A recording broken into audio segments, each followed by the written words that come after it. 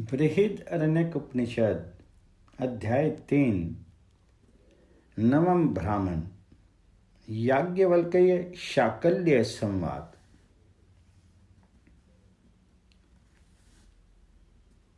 अथ हैनम विदग्ध शाकन्य प्रपच्छ।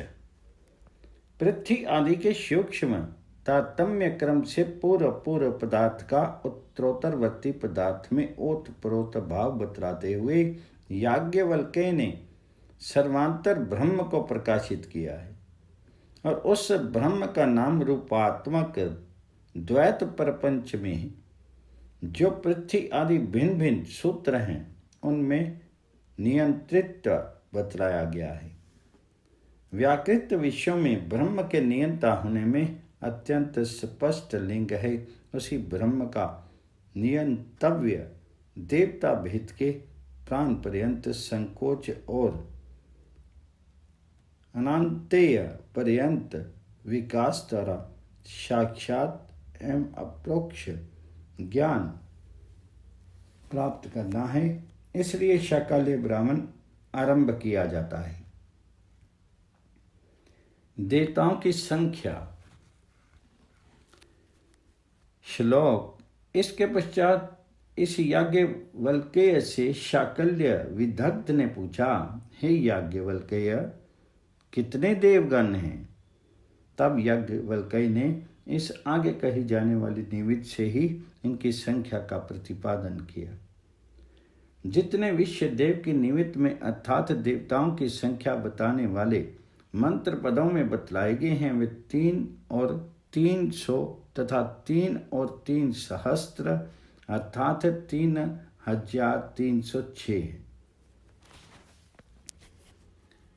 तब शाकल्य ने ठीक है ऐसा कहा। फिर पूछा, याज्ञवल्क्य, कितने देव हैं?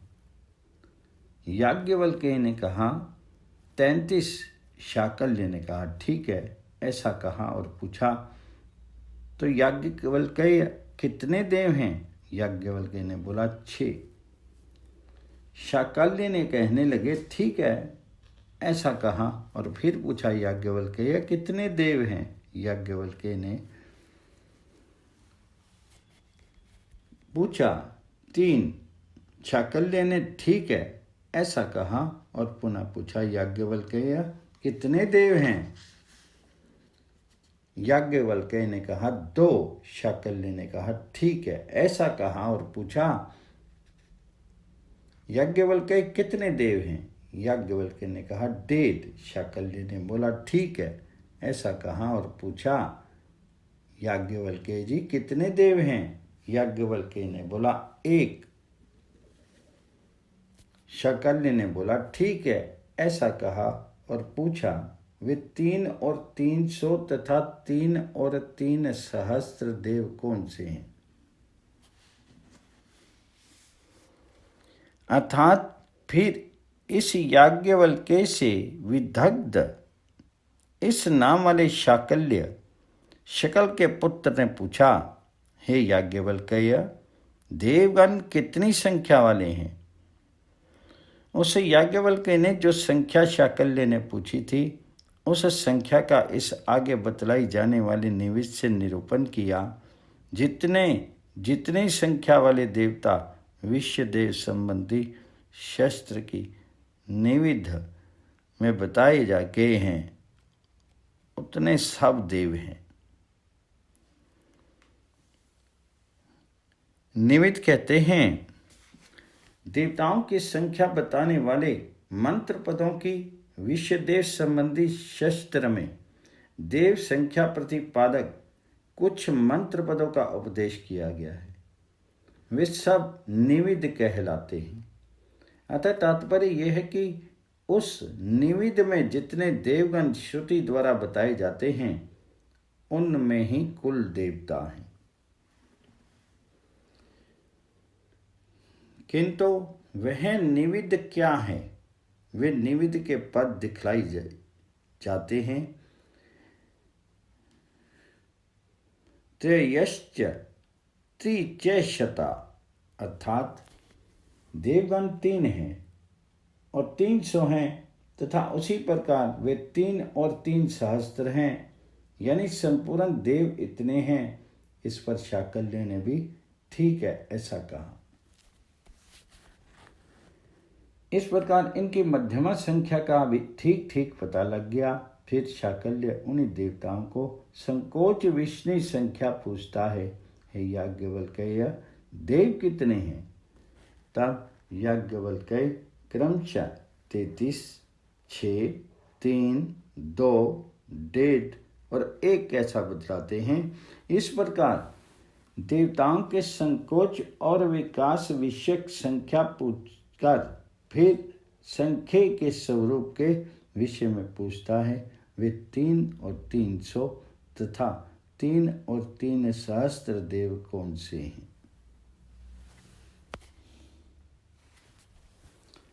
बृहदारण्यक उपनिषद में अध्याय 3 में नवम ब्राह्मण में 33 देवताओं का विवरण। उस याज्ञवल्क्य ने कहा, ये तो इनकी महिमाएं ही हैं, देवगण तो 33 ही हैं। शाकल्य, वे 33 देव कौन से हैं? तो याज्ञवल्क्य ने कहा, 8 वसु, 11 रुद्र, 12 आदित्य, ये 31 देवगण हैं तथा इंद्र और प्रजापति के सहित 33 हैं। अर्थात इस पर इतर याज्ञवल्क्य ने कहा, वे ये 3 और 300 आदि देवगण इन 33 देवताओं की महिमा विभूति ही हैं। वस्तुतः तो 33 ही देवगण हैं। वे 33 देवगण कौन से हैं? सो बतलाया जाता है। 8 वसु, 11 रुद्र, 12 आदित्य, ये 31 हुए, और इंद्र और प्रजापति ये 33 की पूर्ति करने वाले हैं। बृहदारण्यक उपनिषद में अध्याय 3 में नवम ब्राह्मण में वसु कौन हैं? श्लोक। शाकल्य ने पूछा, वसु कौन हैं? याज्ञवल्क्य ने कहा, अग्नि, पृथ्वी, वायु, अंतरिक्ष, आदित्य, ध्रुवलोक, चंद्रमा और नक्षत्र, ये वसु हैं। इनमें ये सब जगत निहित है, इनमें ये वसु हैं। अर्थात वसु कौन है? इस प्रकार उनमें से प्रत्येक का स्वरूप पूछा जाता है।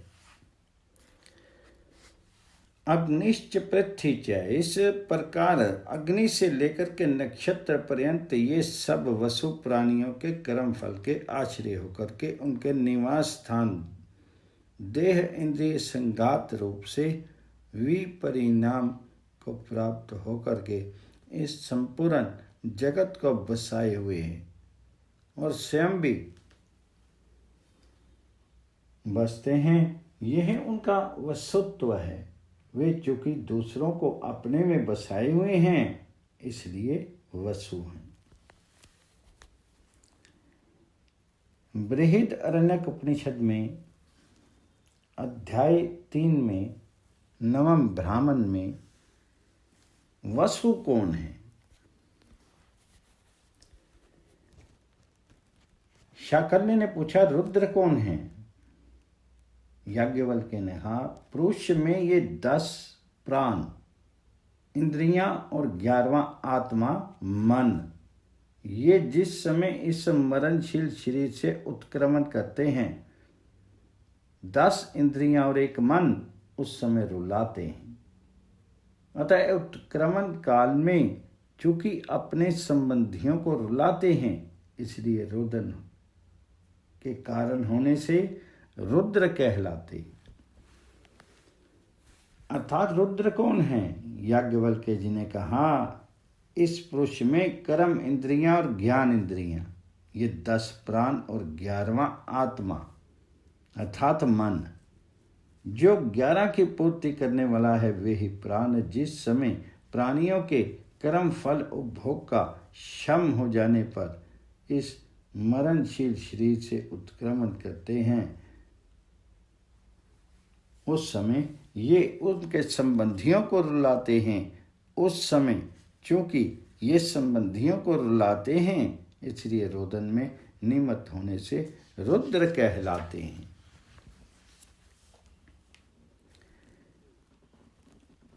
आगे बता रहे हैं आदित्य कौन है। शाकल्य ने पूछा आदित्य कौन है।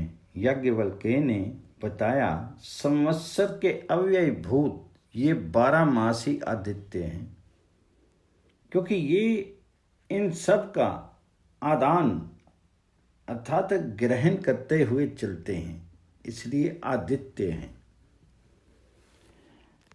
अर्थात आदित्य कौन है। याज्ञवल्क्य ने कहा 12 महीने संवत्सर रूप काल के अवयव पर सिद्ध हैं, वे ही आदित्य हैं। सो किस प्रकार, क्योंकि ये ही पुनः पुनः परिवर्तित होते हुए प्राणियों की आयु और कर्म फल का आदान ग्रहण यानी उपादान करते हुए चलते हैं।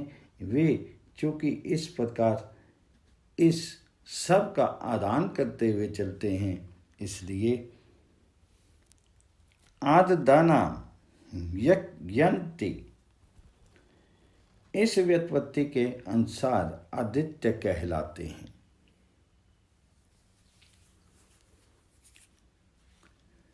बृहदारण्यक उपनिषद में अध्याय 3 में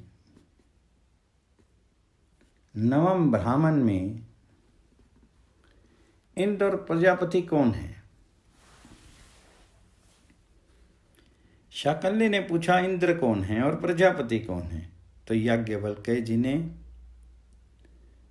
स्तनयित्नु अर्थात विद्युत ही इंद्र हैं और यज्ञ प्रजापति हैं। शाकल्य स्तनयित्नु कौन है। याज्ञवल्क्य ने कहा अशनि। शाकल्य ने पूछा यज्ञ कौन है। याज्ञवल्क्य ने कहा पशुगण। अर्थात इंद्र कौन है और प्रजापति कौन है। स्तनयित्नु ही इंद्र हैं और यज्ञ प्रजापति हैं।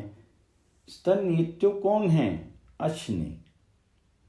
अश्नि वज्रवीर अर्थात बल जो प्राणियों की हिंसा करता है, वे अश्नि इंद्र है।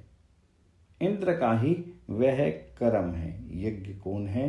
पशुगण, क्योंकि पशु यज्ञ के साधन हैं। यज्ञ रूप रहित और पशु रूप साधन के अधीन है, इसलिए पशु यज्ञ है ऐसा कहा जाता है। बृहदारण्यक उपनिषद में अध्याय 3 में 9वें ब्राह्मण में 6 देवताओं का विवरण। शाकल्य ने पूछा 6 देवगण कौन हैं। याज्ञवल्क्य ने कहा अग्नि, पृथ्वी, वायु, अंतरिक्ष, आदित्य और ध्युलोक, ये 6 देवगण हैं। ये वसु आदि 33 देवताओं के रूप में अग्नि आदि 6 ही हैं। अर्थात 6 देवगण कौन हैं। वे वसु रूप से पड़े हुए अग्नि आदि ही चंद्रमा और नक्षत्रों को छोड़ करके 6 अर्थात षट संख्या अविष्ट होते हैं, क्योंकि ये 37, 33 आदि बतलाए हुए समस्त देवगण ये 6 ही होते हैं। तात्पर्य यह है कि यह वसु आदि संपूर्ण देवताओं का विस्तार इन 6 में ही अंतर्भूत हो जाता है। बृहदारण्यक उपनिषद में अध्याय 3 में 9वें ब्राह्मण में देवताओं को 3, 2 और 1.5 संख्याओं वाला विवरण। शाकल्य ने पूछा वे 3 देव कौन हैं। याज्ञवल्क्य ने कहा ये 3 लोक ही 3 देव हैं। इनमें ये सब देव अंतर्भूत हैं। शाकल्य ने फिर पूछा वे 2 देव कौन हैं। याज्ञवल्क्य जी ने फिर कहा अन्न और प्राण। शाकल्य ने पूछा 1.5 देव कौन है। याज्ञवल्क्य ने कहा जो ये बहता है। अर्थात वे तीन देव कौन हैं? याज्ञवल्क्य ने कहा, ये तीन लोक ही तीन देव हैं। पृथ्वी और अग्नि मिला करके एक देव है, अंतरिक्ष और वायु मिला करके दूसरे देव हैं, तथा ध्युलोक और आदित्य लोक मिला करके तीसरे देव हैं। स एव त्यो देवा इत्यादि, क्योंकि इन तीन देवों में ही समस्त देवों का अंतर्भाव होता है, इसलिए ये ही तीन देव हैं। ऐसा किन्हीं विरुक्त वेताओं का पक्ष है। वे दो देव कौन हैं? अन्न और प्राण, ये दो देव हैं। इन्हीं में पूर्वोक्त सभी देवताओं का अंतर्भाव हो जाता है। डेढ़ देव कौन है? जो ये बहता है वह वायु डेढ़ देव है। डेढ़ और एक देव का विवरण यहाँ ऐसा कहते हैं, वह जो वायु है एक हिस्सा बहता है, फिर यह अध्यर्ध अर्थात डेढ़ किस प्रकार है? तो उत्तर, क्योंकि इसी में ये सब रिद्धि को प्राप्त होता है, इसलिए ये अध्यर्ध डेढ़ है। शाकल्य ने पूछा, एक देव कौन है? याज्ञवल्क्य ने कहा, प्राण, वह ब्रह्म है, उसी को त्यत ऐसा कहते हैं। अर्थात इस विषय में कोई ऐसा प्रश्न करते हैं, ये जो वायु है एक एव एक सा ही चलता है, फिर ये अध्यर्ध डेढ़ क्यों है? उत्तर, क्योंकि इसी में ये सब अध्याध्रोत अर्थात अधिसिद्धि, प्राप्नोत अर्थात इस वायु के रहते ही ये सब अधिक रिद्धि को प्राप्त होता है, इसलिए ये अध्यर्ध है। एक देव कौन है? प्राण, वह प्राण ब्रह्म है। सर्व देव रूप होने के कारण वह महद ब्रह्म है, इसलिए वह ब्रह्म त्यत है ऐसा कहते हैं। अर्थात उस ब्रह्म को त्यत इस प्रोक्षवादक शब्द से कहते हैं। यही देवताओं का एकत्व और नानत्व, अनंत देवों का निवेत संख्य विशिष्ट देवों में अंतर्भाव है, और उनका भी 33 आदि तत्त देवों में, यहाँ तक कि अकेले प्राण में ही अंतर्भाव है। एक प्राण का ही ये सब अनंत संख्या के रूप में विस्तार हुआ है। इस प्रकार एक अनंत तथा अन्यन संख्याओं से विशिष्ट एक प्राण ही है। वहाँ अधिकार भेद से एक ही देव के नाम, रूप, कर्म, गुण और शक्ति का भेद है।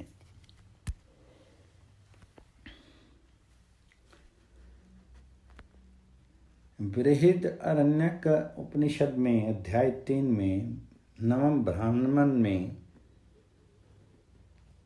प्राण ब्रह्म के 8 प्रकार के भेद। अब उस प्राण ब्रह्म के ही 8 प्रकार के भेद बतलाए जाते हैं। शाकल्य ने पूछा, पृथ्वी ही जिसका आयतन है तथा अग्निलोक दर्शन शक्ति और मन ज्योति संकल्प विकल्प का साधन है, जो भी उस पुरुष को संपूर्ण अध्यात्म कार्य करण समूह का प्राण जानता है वही ज्ञाता पंडित है। याज्ञवल्क्य जी ने कहा, जिसे तुम संपूर्ण आध्यात्मिक कार्यकरण संघात का प्राण बतलाते हो, उस पुरुष को तो मैं जानता हूं। वह जो शरीर पुरुष है वही ये है। शाकल्य कहने लगे, और बोलो शाकल्य, अच्छा उसका देवता कौन है? तब याज्ञवल्क्य ने कहा, अमृत ऐसा कहा। अर्थात जिस देव का पृथ्वी ही आयतन अर्थात आश्रय है, अग्नि जिसका लोक है, इसके द्वारा अवलोकन करता है, इसलिए ये इसका लोक है। लोक यति का अर्थ देखता है, अर्थात वह अग्नि से देखता है तथा मनोज्योति है। जो मन रूप ज्योति से संकल्प विकल्प आदि कार्य करता है वह ये देव मनोज्योति है। तात्पर्य यह है कि ये पृथ्वी का अभिमानी कार्य करण संघातवान देव, पृथ्वी रूप शरीर वाला, अग्नि रूप दर्शन शक्ति वाला और मन से संकल्प करने वाला है। जो ऐसे लक्षणों से युक्त उस पुरुष को संपूर्ण आत्मा का आध्यात्मिक कार्य कारण संघात रूप आत्मा का परम अयन यानी परम आश्रय जानता है, अर्थात मात्र जनित क्षेत्र स्थानीय त्वचा मांस और रुधिर रूप से पित्र जनित बीज स्थानीय अस्थि मज्जा और वीर्य रूप का तथा इंद्रिय आत्मा का वह परम अयन है। ऐसा जानता है वही जानने वाला है। तात्पर्य यह है कि जो इसे इस प्रकार जानता है वही वेता यानी पंडित है। हे याज्ञवल्क्य, तुम तो इसे जाने बिना जाने ही पंडित होने का अभिमान करते हो, ऐसा इसका अभिप्राय है। याज्ञवल्क्य ने कहा, यदि उसके विज्ञान से ही पांडित्य की प्राप्ति होती है तो मैं उस पुरुष को तो जानता हूँ। तुम जिसे संपूर्ण आध्यात्मिक कार्य कारण संघात का प्राण बतलाते हो उस पुरुष का मुझे पता है। यहाँ शाकल्य का यह वचन समझना चाहिए। यदि तुम उस पुरुष को जानते हो तो बताओ वह किन विशेषणों वाला है। तो याज्ञवल्क्य जी ने कहा, अच्छा, वह जिन विशेषणों से युक्त हैं सो सुनो। जो भी ये शरीर है, क्षीर रूप पार्थिव अंश में होने वाले को क्षीर कहते हैं, अर्थात जो मात्र जनित कोशत्रय रूप है। हे शाकल्य, वहाँ वह देव है जिसके विषय में तुमने पूछा है, किंतु उसके विषय में एक और विशेषण बतलाना आवश्यक है। सो है शाकल्य, उसको कहीं अर्थात उसके संबंध में पूछो। इस प्रकार अत्यंत शुभित किए जाने पर उसने अंकुश से पीड़ित हुए हाथी के समान क्रोध के वशीभूत होकर के पूछा, उस क्षीर में होने वाले देव देवता कौन है? जिसके द्वारा जो निष्पन्न होता है वही उसका देवता है। ऐसा इस प्रकरण में बताना अभीष्ट है। तो शाकल्य के किए हुए प्रश्न के उत्तर में वह अमृत है, ऐसा याज्ञवल्क्य ने कहा। खाए हुए अन्न को जो रस मात्र जनित लोहित की निष्पत्ति का कारण होता है वही अमृत है। उस अन्न के रस से ही स्त्री में आश्रित लोहित निष्पन्न होता है। उसी से बीज का आश्रयभूत लोहित में क्षीर बनता है। आगे के अन्य पर्यायों का अर्थ भी इसी के समान है। शाकल्य ने पूछा, काम ही जिसका आयतन है, हृदय लोक है और मन ज्योति है, उस पुरुष को जो भी संपूर्ण आध्यात्मिक कार्य करण समूह का प्राण जानता है वही ज्ञाता है। याज्ञवल्क्य जी ने कहा, ये तो बिना जाने ही पंडित होने का अभिमान कर रहे हैं। याज्ञवल्क्य जी ने कहा, जिसे तुम संपूर्ण आध्यात्मिक कार्य करण संघात का प्राण बतलाते हो उस पुरुष को तो मैं जानता हूँ। जो भी वह काम में पुरुष है वही ये है। हे शाकल्य, और बोलो शाकल्य, उसका कौन देवता है? तब याज्ञवल्क्य ने कहा, स्त्रियां, अर्थात काम ही जिनका आयतन है। स्त्री प्रसंग ही अभिलाषा का नाम काम है। अतः तात्पर्य ये है कि जो काम रूप शरीर वाला है, हृदय जिसका लोक है, जो हृदय यानी बुद्धि से देखता है, जो भी ये काम में पुरुष है, अर्थात जो अध्यात्म भी काम में है, शाकल्य, उसका देवता कौन है? याज्ञवल्क्य जी ने स्त्रियां ऐसा कहा क्योंकि स्त्री से ही काम का उद्दीपन होता है। शाकल्य ने पूछा, रूप ही जिसका आयतन है, चक्षु लोक हैं और मन ज्योति है, जो भी उस पुरुष को संपूर्ण अध्यात्म कार्य कारण समूह का प्राण जानता है वही ज्ञाता है। हे याज्ञवल्क्य, तुम तो बिना जाने ही पंडित होने का अभिमान कर रही हो। याज्ञवल्क्य ने कहा, मुझे जिसे संपूर्ण अध्यात्म कार्य करण समूह का प्राण बतलाते हो उस पुरुष को तो मैं जानता हूँ। जो भी ये आदित्य में पुरुष है वही ये है। हे शाकल्य, और बोलो। शाकल्य कहने लगे, उसका देवता कौन है? तब याज्ञवल्क्य जी ने सत्य ऐसा कहा, अर्थात रूप जिसका आयतन है, रूप है शुक्ल कृष्ण आदि। जो भी ये आदित्य में पुरुष है, संपूर्ण रूपों का विशिष्ट कार्य है, वही आदित्य में पुरुष है। उसका देवता कौन है? तब याज्ञवल्क्य जी ने सत्य ऐसा कहा। सत्य इस शब्द से चक्षु कहा गया है, क्योंकि अध्यात्म चक्षु से ही अधिदेवत आदित्य की निष्पत्ति होती। शाकल्य ने कहा, आकाश ही जिसका आयतन है, श्रोत्र लोक हैं और मन ज्योति है। जो भी उस पुरुष को संपूर्ण अध्यात्म कार्य करण समूह का प्राण जानता है वही ज्ञाता है। हे याज्ञवल्क्य, तुम तो बिना जाने ही पंडित होने का अभिमान कर रहे हो। याज्ञवल्क्य ने कहा, तुम जिसे संपूर्ण अध्यात्म कार्य करण समूह का प्राण कहते हो उस पुरुष को तो मैं जानता हूँ। जो भी यह श्रोत्र संबंधी प्राप्ति श्रुत का पुरुष है यही वे है। हे शाकल्य, और बोलो। शाकल्य कहने लगे, उसका कौन देता है? तब याज्ञवल्क्य ने दिशाएं ऐसा कहा, आकाश जिसका आयतन है, जो भी ये श्रोत्र में रहने वाला श्रोत्र और उसमें भी जो प्रतिश्रमण के समय विशेष रूप से रहता है वह प्रातिश्रुत का है। उसका देवता कौन है? इस पर याज्ञवल्क्य जी ने कहा, दिशाएं, क्योंकि दिशाओं से ही ये आध्यात्मिक पुरुष निष्पन्न होता है। शाकल्य ने फिर पूछा, तुम ही जिसका आयतन है, तुम ही जिसका आयतन है हृदय लोक है, मन ज्योति है। जो भी उस पुरुष को संपूर्ण अध्यात्म कार्य करण समूह का प्राण जानता है वही ज्ञाता है। याज्ञवल्क्य कहने लगे, तुम तो बिना जाने ही पंडित होने का अभिमान कर रहे हो। याज्ञवल्क्य जी ने कहा, तुम जिसे समस्त आध्यात्मिक कार्य करण समूह का प्राण बतलाते हो उस पुरुष को तो मैं जानता हूं। जो भी यह छाया में पुरुष है वही ये है। हे शाकल्य, और बोलो। शाकल्य कहने लगे, उसका कौन देवता है? तब याज्ञवल्क्य जी ने कहा, मृत्यु ऐसा कहा,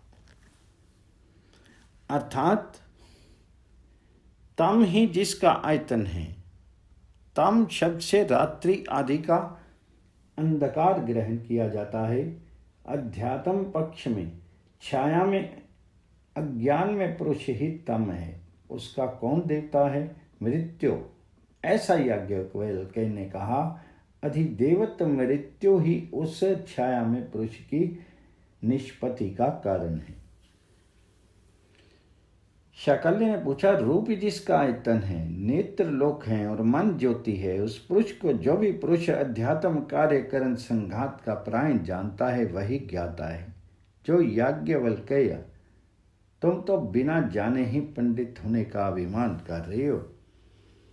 याज्ञवल्क्य कहने लगे, तुम जिसे संपूर्ण अध्यात्म कार्यकरण संघात का प्राण बतलाते हो उस पुरुष को तो मैं जानता हूँ। जो भी यह आदर्श दर्पण के भीतर पुरुष है वही ये है।